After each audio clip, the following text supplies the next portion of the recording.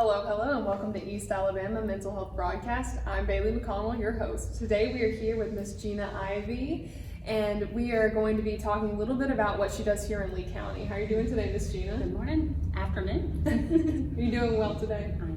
Will you let the audience know what your position is here and what you do? Sure.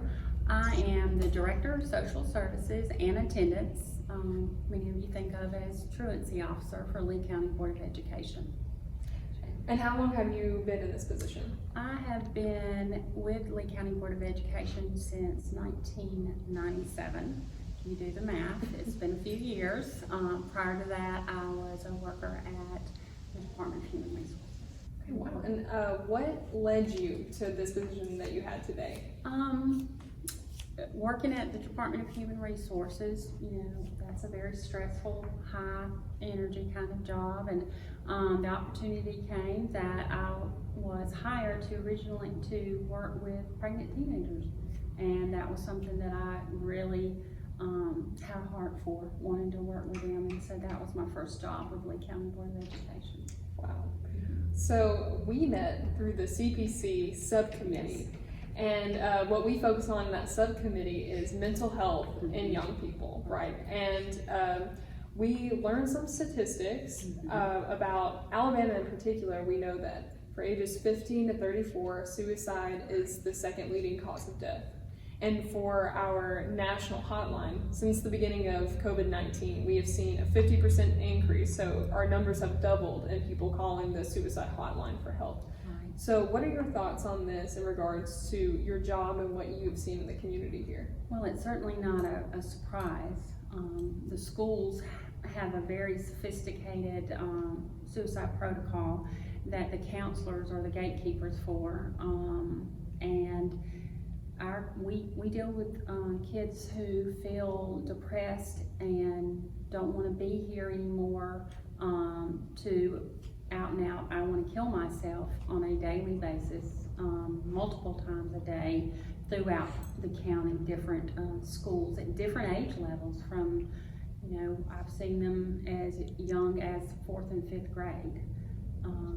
So it doesn't surprise me of the increase in numbers. Mm-hmm. And that was before Right. COVID-19, correct? And now we Mm-hmm. know that our numbers on a national level have doubled. So what has changed here for your job here?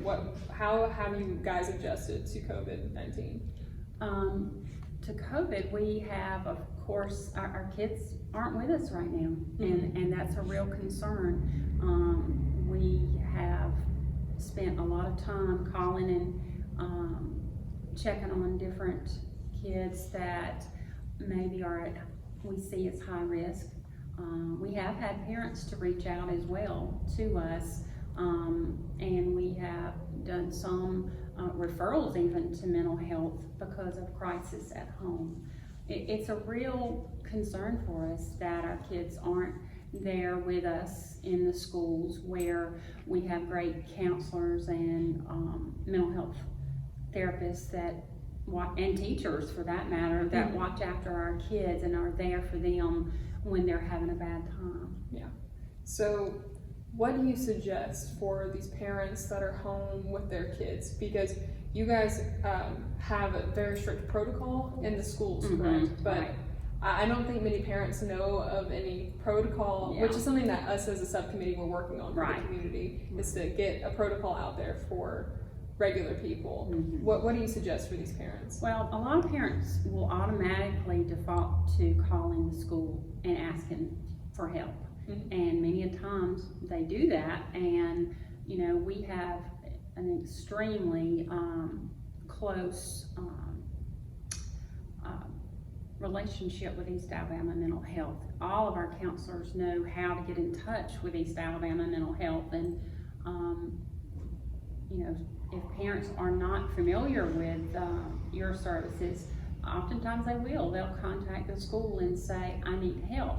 Oftentimes that's where I may come in, they may contact me, and we can work with a parent to make sure we get a referral completed.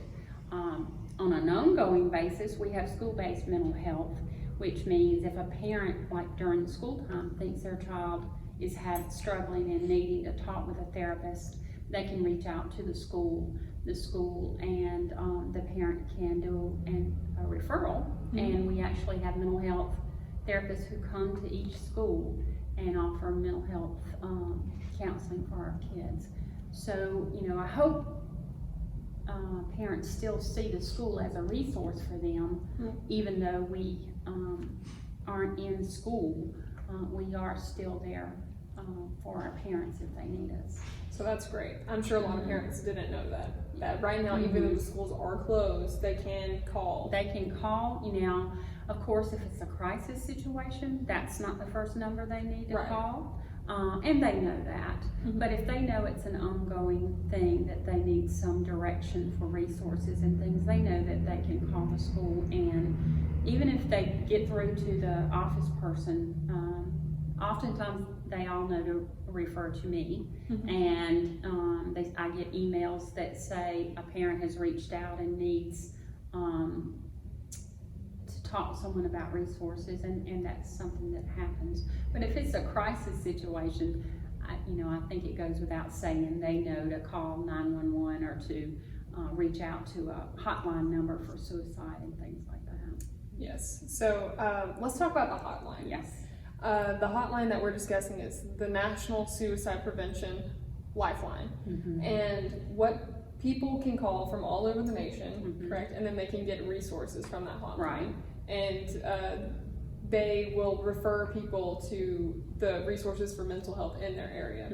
So that is for on the federal level. We also have the East Alabama Mental Health Center hotline, which we're going to flash up all of these numbers at the end of the video. But the East Alabama Mental Health Center hotline is good. That's what you were speaking on. Right. Where people from Lee County, Russell County, Tallapoosa County, did I miss the county? Tallapoosa, you said Chambers? Chambers County. Yes, Chambers yes. County can all call that number and can get referenced into our system and get in touch with therapists and counselors. And most professionals that I know, whether it be the Sheriff's Department or DHR, whatever, all of them are we're a very, I think, close-knit community, and we all know mental health resources and what they offer us. So even if they stumble and call Sheriff's Department or DHR or somebody else, they're going to give them that hotline number and help them to identify where they need to go. So what we really want these parents to do is to reach out and to reach out to some professional. Right, and do not be afraid to reach out and find those resources.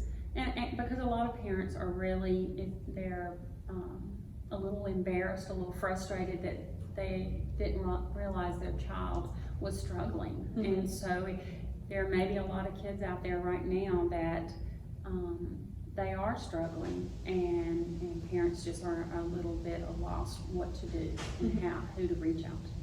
Yeah, and we spoke earlier about this, but you said that it's really common for kids to have these thoughts and for kids to struggle with this, and whether it's out of just pure frustration or sadness or a situation that's happening in their life that is really just cause them some being unsettled, and a lot of times kids do make statements just saying I need help. They'll make statements that maybe they do mean it, maybe they don't. I'm not the professional to make that decision, but we can help them get to a professional to make that decision. Right, and regardless, those feelings are legitimate and real. Oh, certainly. We want to validate those. That's right. Yes. From the littles to the older, they make legitimate statements about how they feel, and we want to make sure that they get the help they need. Right. Well, it's been a pleasure having you on the show, Ms. Thank Gina. you very much. And we're gonna flash up those numbers on the screen. So if you look down, you'll see East Alabama Mental Health Center hotline, 1-800-815-0630, and the National Suicide Prevention Lifeline, 1-800-273-8255. Thank you so much, and we'll catch you guys next time.